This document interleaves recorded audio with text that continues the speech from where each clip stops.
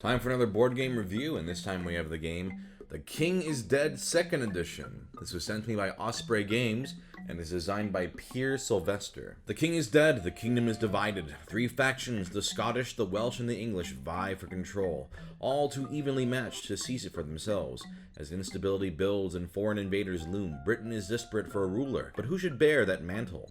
The King is Dead 2nd Edition refreshes the accessible yet strikingly deep game with updated graphic design, gorgeous new artwork by Benoit Billion, and a brand new asymmetric game mode for advanced play. The throat is empty and the island is in chaos. Will you rise to the occasion and claim the crown for yourself?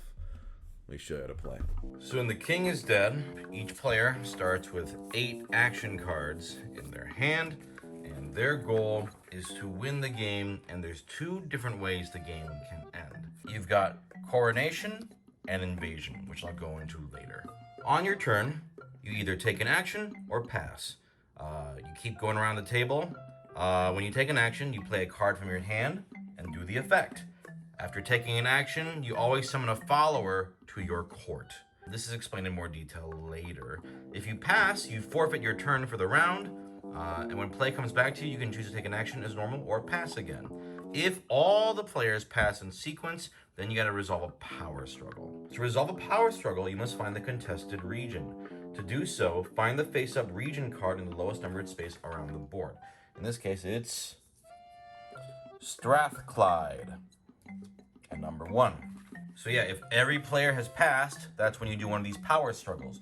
You look in that region and go, okay, who has the most followers in that region? In this case, it's red. So you place a control disc for that in that region, and they now control that region. All the followers that were in that region get returned to the supply.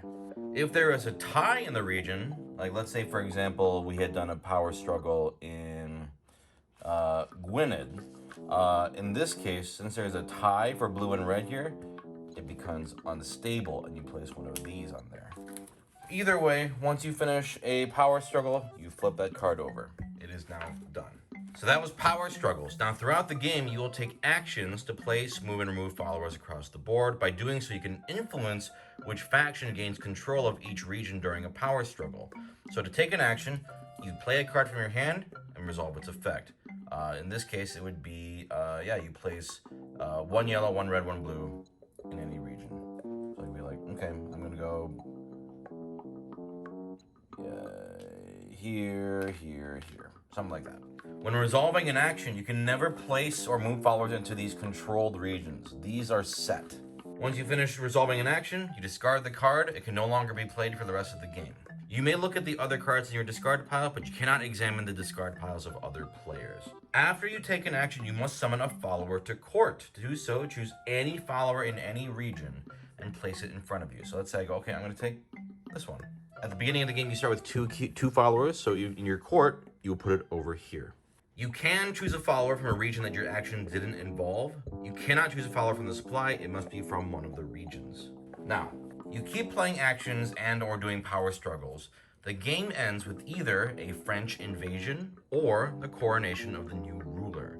So let's say there are the three instability discs because there were ties in the regions are played. The game will end immediately with an invasion. So let's say, I don't know, after, let's say these 3 got the black instability disc. Then the game ends immediately with an invasion. In that case, the winner is the player with the highest number of complete sets of followers. So this is a set here, 1 of each color. So if you're trying to steer the game's end toward a invasion, you want to have as many of these sets as possible. If you have the most sets, you win. But that only happens if this end game scenario happens with the 3 instability discs. The other thing that can happen is if you manage to play through the whole game without triggering ties, or 3 ties, and you go through all the power struggles, then, and let's say, I'm just gonna put them randomly just to show you. If we end the game and we go through all 8 power struggles, and therefore all of the regions have a disc, then it's coronation. So instead of invasion, where you can try to control sets, this is the victory condition instead. The faction with the highest number of controlled regions is the most powerful. In this case, it's yellow. Yellow has the most power. In that case, if you have the most followers of that faction, you win. Tiebreakers are second place, red. So if you have the exact number of yellow followers, count your red followers, then blue followers, and so on. And in that case, then you just want to have the most of the same color of the most powerful faction. And that's pretty much the game. Now, I'm going to show you a bunch of the cards, but really the whole game is just you are trying to steer it towards one of two paths while keeping track of what everyone has in their court. So if you want there to be ties, you're manipulating the numbers in the regions to make as many ties happen as possible with the power struggles, so that if you have more sets, you'll win. Or if you're like, ooh, I really have a lot of blue cubes, I want more blue regions to get, or I want more regions to be controlled by blue. But in that case, I need to make sure there are no ties, so we go through all 8 power struggles. Let's go through some of the cards here. You got English support. All these cards do basically is you place 2 of that color in a region next to a controlled region of that color. If there were no yellow control regions, then you can place it into a region bordering Essex. But let's pretend this wasn't here. You can put 2 cubes in here. Negotiate lets you swap 2 region cards. Let's say you go, oh, I don't want Essex to go yet. I'm gonna swap these 2. Then each player has a negotiation disc. You can put it on one of the cards you swapped. If I put down a negotiation disc, this is locked in this position. This can no longer be moved. Maneuver lets you swap a follower in any region with a follower in any other region. So let's say I had these here and these here. Play the card. Let's swap these 2. And then there's outmaneuver, where you take 2 followers in a region and swap 1 in a region. You cannot use maneuvers or outmaneuvers to just reverse somebody's maneuver or outmaneuver unless an action has occurred between you and that player. So yeah, I could be like, okay, I'm swapping this over here, these over here. And those are the 8 basic action cards that you can play with in the original mode. All players have the same cards, so, and remember, once you play a card, it is played forever and you can't play it again, so it becomes this sort of like game of chicken of like, who's gonna play whose card first. Now, there are some variants that this game offers. First off, there is a 4-player variant, which lets you play on teams. In that case, the person opposite you is your teammate, and when you count your results for invasion, it's the winning team who has the highest number of complete sets of followers combined. However, for coronation, your followers are kept separate from your teammates' followers, and whoever has the most followers of the most powerful faction in their court wins, along with their teammate, but you don't combine your totals in that case. And that's the 4-player version, if you want to play that way. And then this game also offers an advanced version with new Cunning action cards. These are special cards that are unique, and not everyone has them. In fact, there's only 1 copy of each. I'm not going to go through every single one, but I'll show you some examples of these special cards. In this case, you would replace the 3 support cards each player has with 3 unique special cards, or Cunning actions. Plot is not an action, but it can, when you at the end of the game, if you reveal the card, it counts as a follower of a faction of your choice. So it's just a wild follower.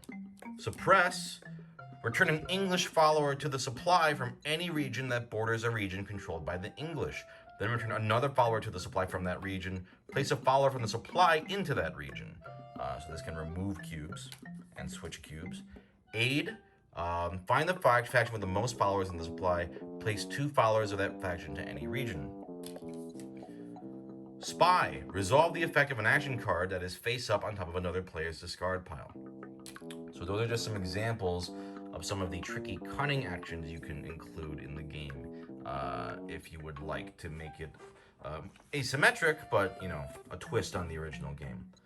Otherwise, that's pretty much it. You just push the game towards one of 2 end game conditions, and you want to be in the best spot to win for that condition. And that's the game. So I'm honestly pretty impressed with how a game that is pretty light on how you actually play. You may just do 1 action and then you grab a cube or you pass. I'm surprised how it can carry so much tension with it. The most fascinating thing about this game is that it can end, in those two completely different end scenarios, and it becomes this tug of war of you pulling it toward the end that best suits you. You're like, no, I need it to end with the sets, with the 3 black discs, so because I have the most sets. Well, I have the most blue, so it's got to be blue victories.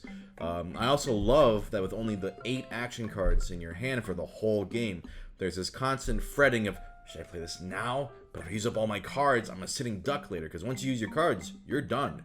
All you can do is watch as everybody else does their stuff. So it is fraught with this tension throughout the game. Appearance-wise, it didn't look too promising. I haven't played the original game, so I had no frame of reference. While I do appreciate the simplicity of the cubes, it had a very dry look to it, which, could be intentional.